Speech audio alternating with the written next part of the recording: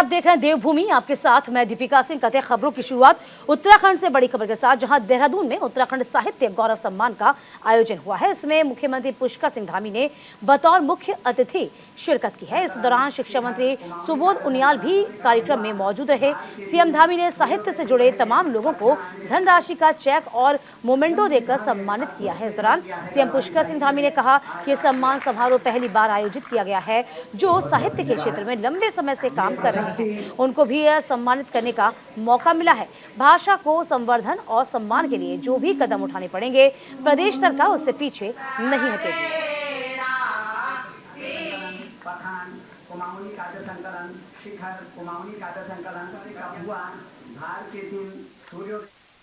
पहली बार हम लोगों ने साहित्य गौरव सम्मान समारोह ये आयोजित किया है और इसमें साहित्य के क्षेत्र में काम करने वाले ऐसे विद्वान लोग जो काफ़ी लंबे समय से काम कर रहे हैं, उन सभी को सम्मानित करने का अवसर मिला है। निश्चित रूप से इन सभी लोगों का, इन महानुभावों का सम्मान कहीं न कहीं भाषा का, साहित्य का सम्मान है और भाषा के विकास के लिए, भाषा के संवर्धन के लिए और जो भी ज़रूरी जो काम होंगे, उन सभी कामों को हम लोग अपने आगे के कार्यक्रमों में लाएंगे और आगे की जो इस विभाग की जो नीति बनेगी उसमें भी हम लोग इनको सम्मिलित करेंगे। अपनी भाषा से जुड़े रहना, साहित्य से जुड़े रहना ये बहुत बड़ी बात है और निश्चित रूप से वो सब लोग अपनी जड़ों से जुड़े रहने का जो भी काम करते हैं वो हमेशा हमेशा के लिए प्रतिष्ठित होते हैं।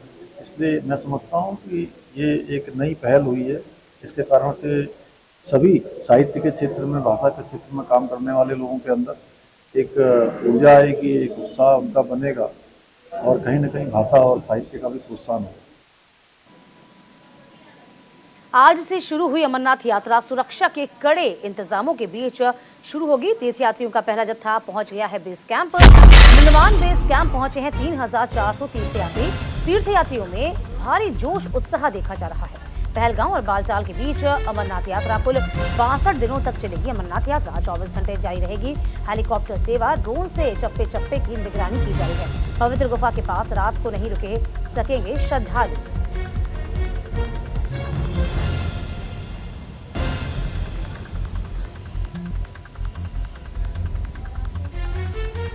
तो सुरक्षा के कड़े इंतजामों के बीच यात्रा की शुरुआत हुई है। तीर्थयात्रियों का पहला जत्था बेस कैंप पहुंच गया है, जिसमें नुनवान बेस कैंप पहुंचे हैं 3,400 तीर्थयात्री। पहलगांव और बालटाल के बीच अमरनाथ यात्रा की जा रही है। आज से शुरू हो जाएगी अमरनाथ यात्रा। सुरक्षा के कड़े इंतजामात किए गए हैं और सुरक्षा के कड़े इंतजामातों के बीच इस यात्रा की शुरुआत और तीर्थयात्रियों का पहला जत्था बेस कैंप पहुंच चुका है। नुनवान बेस कैंप में आपको बता दें 3,400 तीर्थयात्री इस साल के पहले दर्शन करेंगे बाबा बर्फानी के। देखिए वो जगह, वो तस्वीरें हम आपको दिखा रहे हैं, ये जत्था दिखा रहे हैं किस तरीके से जत्था में भारी उत्साह देखा गया है। आज पहला जत्था बेस कैंप पहुंच चुका है। नुनवान बेस कैंप पहुंचे हैं 3,400 यात्री। यहाँ पे देखिए हरी झंडी दिखाई गई है, इस यात्रा को रवानगी की गई। की पूरी कृपा है। मौसम कितना अच्छा है, सुहावना मौसम है। कल तो बरसात हुई थी हल्की फुल्की, बट आज ऐसा मज़ा आ रहा है कि मतलब देख रहे लोग बागों का हुजूम जा रहा है, पूरा कई हज़ार लोग जा रहे हैं बाबा बर्फानी के दर्शनों के लिए। अपने BSF CRPF वाले लोग भी बहुत ज़्यादा सिक्योरिटी दे रहे हैं। सर फैसिलिटीज़ के मामले में दिक्कत कुछ भी नहीं है हमारे को। यहाँ पे सारी फैसिलिटी मतलब हाथ में ही मिल रही है। ज़्यादा दूर भी हमारे को नहीं चलना पड़ रहा है अब। लेकिन ये कि देखो फैसिलिटी के मामले में गवर्नमेंट बहुत अच्छा कर रही है, हमारे को भी अच्छा लग रहा है। भी देखो जो पैसा है हमारे देश का, वो देखिए सर डेवलपमेंट पे यहाँ लग रहा है। तमाम जानकारी के साथ हमारे संवाददाता संजय पुंडीर इस खबर पर नजर बनाए हुए हैं। संजय, देखिए पहला जत्था पहुंच चुका है बेस कैंप और आज से अमरनाथ यात्रा की शुरुआत। सुरक्षा की दृष्टि से भी कई बदलाव किए गए हैं, जरा जानकारी दीजिए। देखिए अमरनाथ यात्रा सनातन धर्म की एक प्रमुख यात्रा है और आज से इस यात्रा की शुरुआत हो गई है। हालांकि करीब 3,400 यात्री आज इस पहले जत्थे में रवाना हुए हैं और कड़ी सुरक्षा के बीच इस यात्रा को हरी झंडी आज दिखाई गई है। यानी कहा जा सकता है कि सरकार की ओर से किसी भी तरह की कमी ना रहे, इसके तमाम इंतजाम यहाँ पर किए गए हैं। जिस तरह से करीब 12 किलोमीटर की ये यात्रा है और इस यात्रा में किसी भी तरह की कोई चूक ना हो, कड़ी सुरक्षा के बीच यहाँ पर तमाम इंतजाम किए गए हैं। बालटाला से प्रमुख मंदिर के लिए जो प्रमुख गुफा है वहां से इस यात्रा को रवाना किया गया है। जगह जगह शिविर लगाए गए हैं और यात्री भी काफी उत्साहित दिखाई दे रहे हैं। जी बिल्कुल संजय, हम देख पाए थे यात्री बहुत खुश थे। कहा जा रहा था उनके द्वारा ही कि कहीं ना कहीं जो व्यवस्थाएं बहुत माकूल हैं। लेकिन इस बीच जरा ये भी बताइए मौसम का क्या हाल है, क्योंकि मौसम लगातार करवट बदल रहा है। मौसम से बहुत दिक्कतें होती है, चाहे हम चार धाम यात्रा की बात करें। कल यहाँ पर किस तरीके से केदारनाथ की यात्रा रोकी गई थी, आज बद्रीनाथ की यात्रा रोकी गई है। यहाँ अमरनाथ का जो मौसम है जम्मू कश्मीर, क्या कुछ बना हुआ है?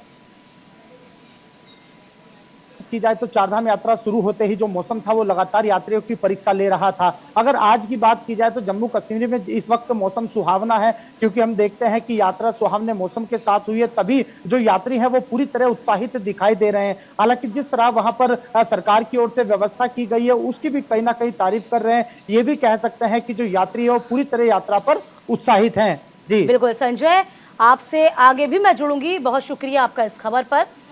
तो इस बीच आपको बता दें कि यात्रा की शुरुआत तो अमरनाथ की हो चुकी है, लेकिन अमरनाथ यात्रा के बीच ही ठगों की एंट्री भी बढ़ गई है। यात्रा पैकेज के नाम पर ऑनलाइन ठगी की गई है। यात्री इसमें ठगी का शिकार हुए। फर्जी पंजीकरण के नाम पर यह ठगी की गई है।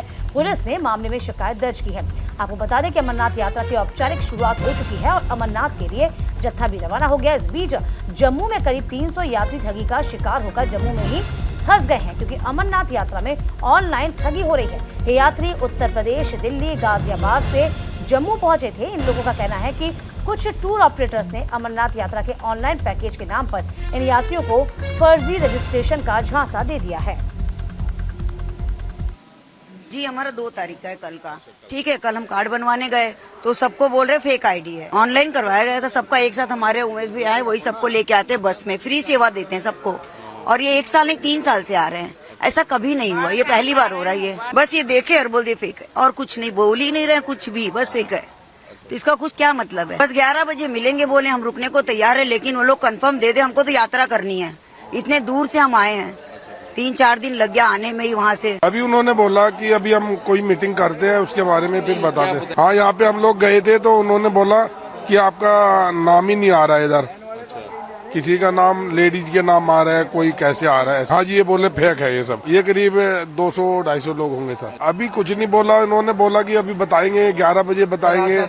आश्वासन दिया हुआ है खाली, और बाकी अभी कोई पक्की बात नहीं हुई है। इधर उत्तराखंड के चमोली से बड़ी खबर है, जहां भूस्खलन के चलते बद्रीनाथ हाईवे बंद हो गया है। बद्रीनाथ हाईवे बंद होने से यात्री बेहद परेशान हैं। राहत और बचाव काम में जुटा हुआ है प्रशासन। तो बड़ी खबर आपको बता दें, चमोली से भारी बारिश के चलते कई जगह पर भूस्खलन, और तस्वीरें जरा आप देखिए, लगातार चट्टानें दरक रही हैं और लैंडस्लाइड लगातार हो रही है, जो कि यात्रा में बेहद बाधा पैदा कर रही है। रास्ते जाम हो गए हैं। देखिए वो यात्री भी हम आपको दिखा रहे हैं। तमाम यात्री इस वक्त परेशान नजर आ रहे हैं, क्योंकि आगे इनको नहीं जाने दिया जा रहा है। सुरक्षा की दृष्टि से जो जहां है उसे वहीं रोक दिया गया है। संजय हमारे संवाददाता इस पूरी खबर पर नजर बनाए हुए हैं। संजय देखिए, मौसम लगातार खराब बना हुआ है। बात हम कल केदारनाथ की करें, केदारनाथ में भी कल पूरे दिन के लिए यात्रा को रोक दिया गया था। इसी बीच खबर चमोली से भी यही आ रही है कि यहाँ पहाड़ दरक रहे हैं, भूस्खलन लगातार हो रहा है। क्या यात्रा सिर्फ आज के दिन के लिए ही बंद है या आगामी दिनों के लिए बंद है, इस बारे में कोई सूचना? देखिए, लगातार हम देख रहे हैं कि चारधाम यात्रा शुरू होते ही जो मौसम है वो लगातार करवट बदल रहा है। और ताजा मामला उत्तराखंड के चमोली से है, जहां पर भूस्खलन के चलते करीब जो 1 किलोमीटर का क्षेत्र है वो पूरी तरह प्रभावित हो गया है। ये भी कह सकते हैं कि 8,000 से जो ज्यादा यात्री हैं वो जाम में फंस गए हैं। हालांकि इसको लेकर जो जिला प्रशासन की राहत बचाव टीम है वो वहां पर पहुंची है और यात्रियों को निकालने का काम कर रही है। भारी बारिश के चलते कई जगह भूस्खलन है, लेकिन इस तरह से यात्रा प्रभावित हो जाती है। अगर बद्रीनाथ धाम की बात की जाए तो यहाँ लगातार ही हजारों की संख्या में रोजाना जो श्रद्धालु है वो पहुंच रहे हैं, वो भी कहीं ना कहीं परेशानी का सामना कर रहे हैं। ऐसे में हम अपने चैनल के माध्यम से भी यही कहेंगे कि जिस तरह लगातार मौसम बदल रहा है तो आप ऐसे में यात्रा ना करें। यात्रा अगर कर रहे हैं तो बारिश के चलते कहीं ना कहीं सुरक्षित स्थान पर रुक जाए। दीपिका, बिल्कुल, और आगे भी आप नजर बनाए रखिएगा संजय। इस खबर पर आपका बहुत शुक्रिया। खबरों में आगे बढ़ेंगे। कांवड़ यात्रा को लेकर बड़ी खबर भी सामने आई है। अंतिम चरण में कांवड़ यात्रा की तमाम तैयारियां पूरी कर ली गई हैं। सीएम धामी ने तैयारियों को लेकर समीक्षा बैठक की है।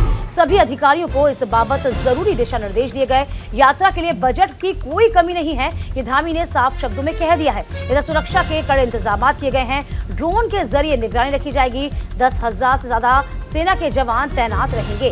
कांवड़ मेले को 3 जोन के 17 सेक्टर्स में बांटा गया है।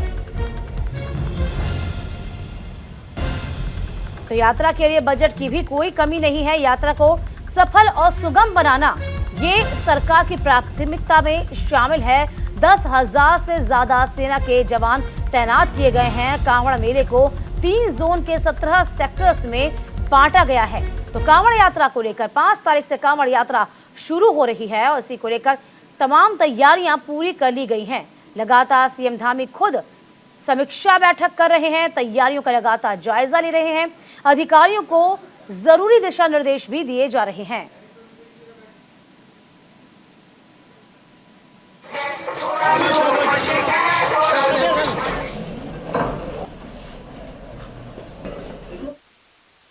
आने वाले दिनों से जो सभी विभाग सभी तैयारियां कर रहे थे, उसकी तैयारियों को लेकर ये आज एक समीक्षा करी है। हम लोगों ने आपस में चर्चा करी है और सभी विभागों ने अपने अपने प्रेजेंटेशन दिए हैं, अपनी तैयारियां बताई हैं। उसके साथ साथ हमारे सभी जनप्रतिनिधि अपने सुझाव रखे हैं और मेला बहुत शानदार होगा। पिछले वर्ष जो रिकॉर्ड बना था मेले का, इस वर्ष वो रिकॉर्ड टूटेगा और मेला अच्छा होगा, सभी के लिए सरल होगा, सुगम होगा, बजट यात्रा अच्छी होगी। वो सब व्यवस्थाएं बना दी गई हैं। बजट की कोई कमी मेले के लिए नहीं पड़ने वाली है। ये हमारा आस्था और श्रद्धा का मेला है। कांवड़ मेला पूरे भारतवर्ष के लोगों का मेला है, इसलिए बजट की कहीं कोई हर कांवड़िया अपने साथ एक आईडी जरूर रखेगा, जिससे कोई घटना दुर्घटना होती है तो उसका पता चल सके कि भाई इनका वो क्या है। पिछली बार 3 करोड़ 80 लाख के करीब का वो था, तो इतना ही मान के चल रहे हैं। पिछली बार यद्यपि 2 साल बाद यात्रा हुई थी, हो सकता है उसका इम्पैक्ट आया हो।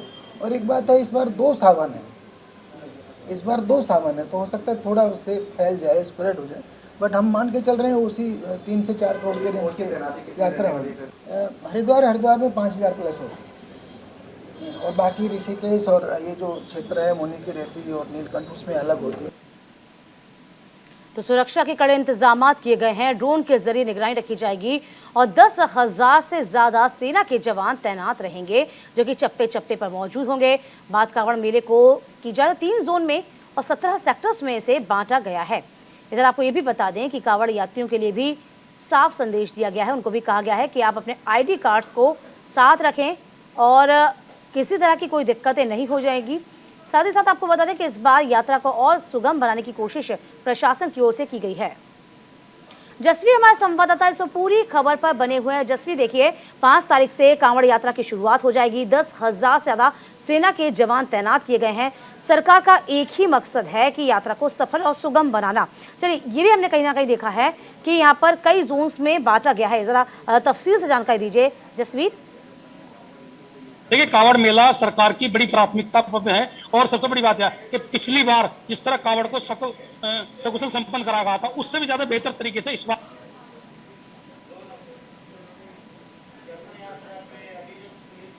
में बांटा गया, जिसमें अलग अलग क्षेत्रों से नारसन बॉर्डर से लेकर के हरिद्वार के लास्ट जो हमारा राय वाला पड़ता, वहां तक कंप्लीट जो टीमें हैं वो लगा दी गई है। और चूंकि पहले ही ये सब तैयारियां कर ली गई थी, उसके बाद में रिहर्सल और लगातार जो मॉनिटरिंग की जा रही है, जो जिले के बड़े अधिकारी हैं उसमें डीएम और एसएसपी, उनके द्वारा तमाम जो पटरी जो पैदल यात्रा है, कांवड़ की पटरी की यात्रा है, यानी कि पटरी से लेकर के सड़कों का कहाँ चेक पोस्ट बनेंगे, ये सब चीजें पूरी की पूरी तैयारी, यानी एक तरह से पूरा रोड मैप, पूरा प्लान तैयार कर लिया गया है। अब केवल समय पर, जैसे कि 4 तारीख से शुरू होगी, उससे पहले ही ड्यूटियां लग जाएंगी।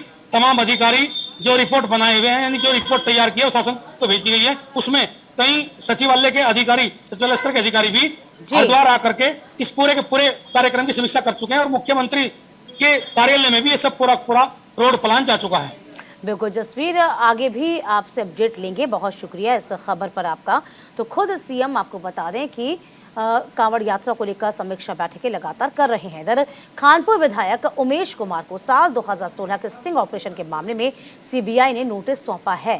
सीबीआई उमेश कुमार का स्टिंग ऑपरेशन प्रकरण में वॉइस सैंपल लेना चाहती है। सीबीआई की टीम ने उमेश कुमार के आवास पर जाकर उन्हें नोटिस सौंपा।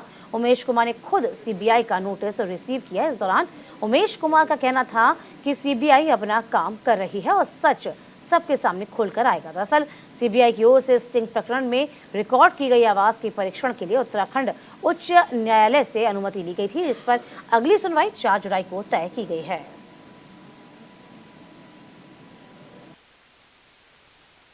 2016 को स्टिंग ऑपरेशन हुआ था और 26 मार्च 2016 को चला दिया गया था। एक दिन बाद 27 मार्च को राज्य में राष्ट्रपति शासन लागू हो गया। उस स्टिंग प्रकरण के संबंध में सीबीआई जांच के आदेश हुए। उस सीबीआई जांच में जो फॉरेंसिक की जांच हुई थी, जिसके आधार पर पूरी इंक्वायरी हुई, वो स्टिंग्स मैंने ही उपलब्ध कराए थे और पहले दिन से लेकर आज तक मैं जांच में सहयोग कर रहा हूं, तभी ये जांच आगे बढ़ी। मैं भी चाहता हूं कि ये कुहासा हटे, क्योंकि हरीश रावत जी मे डे के अंत में मुझे को पूछते हैं, कभी वो कहते हैं। तमाम जानकारी के साथ जसवीर हमारे संवाददाता लगातार इस खबर पर नजर बनाए हुए हैं। जसवीर देखिए, ये पूरा मामला क्या और आगे गहराएगा, चूंकि हमने देखा है खानपुर के विधायक अब हो गए हैं उमेश कुमार, नहीं जिस वक्त ये पूरा स्टिंग किया गया था उस वक्त सिनेरियो बिल्कुल अलग था, यहाँ तक कि सरकार भी चली गई थी हरदा की। तो फिलहाल आगे क्या स्थिति बनती नजर आ पाती है? देखिए, जिस तरह से अभी उनके वॉइस सैंपल लेने के लिए सीबीआई टीम ने कल उनके दरवाजे पर दस्तक दी थी और उन्होंने खुद उसे रिसीव भी किया है। साथ में उन्होंने मीडिया के सामने आकर के विधायक उमेश कुमार ने भी कहा है कि मैं चाहता हूं कि इस पूरे के पूरे मसले से कुआसा हटे, यानी कि जनता के सामने पूरी सच्चाई सीबीआई के जरिए भी आए। जिस तरह से वो कह रहे थे कि जिस तरह से 23 मार्च 2016 को उन्होंने स्टिंग किया था, जब उन्होंने ये भी आरोप लगाया था, उसमें स्टिंग के बाद कहा था कि हरीश रावत अपनी सरकार बचाने के लिए विधायकों को खरीद फरोख्त करने में लगे हुए थे और इस स्टिंग आने के बाद से सरकार भी चली गई थी, फिर राष्ट्रपति शासन लागू हुआ था। उसके बाद फिर ये पूरा प्रकरण सियासी गलियारों में गूंजता रहा और अब फिर एक बार फिर ये कहीं ना कहीं सुर्खियां बटोर रहा है। अब इससे पहले हरीश रावत को नोटिस दिया गया, उसके बाद हरक सिंह रावत को नोटिस दिया गया। जो पक्ष से जुड़े हुए हैं उन तमाम पक्षों को सीबीआई तलब कर रही है। पा रहे हैं कि लगभग 4 नेताओं को सीबीआई ने नोटिस जारी किया है, क्योंकि उस वक्त पूरे राजनीतिक हलकों में हड़कंप मच गया था जब इस स्टिंग ऑपरेशन की बात सामने आई थी। चलिए अब देखना ये होगा, सीबीआई इस पूरे मसले पर जांच पड़ताल में जुटी हुई है, आगे क्या होता है। बहुत शुक्रिया आपका। इधर सिंगल यूज प्लास्टिक की रोकथाम को लेकर हरिद्वार में जिलाधिकारी धीराज सिंह गब्रियाल ने रोशनाबाद कलेक्टर सभागार में अधिकारियों के साथ बैठक की है। प्लास्टिक वेस्ट मैनेजमेंट रूल के अंतर्गत डिपॉजिट रिफंड सिस्टम की इस प्रणाली को पूरे हरिद्वार में लागू किया जाएगा। जिलाधिकारी धीराज सिंह का गब्रियाल ने स्टिंग यूज प्लास्टिक के रोकथाम करने के लिए 5 सदस्यीय कमेटी का गठन किया।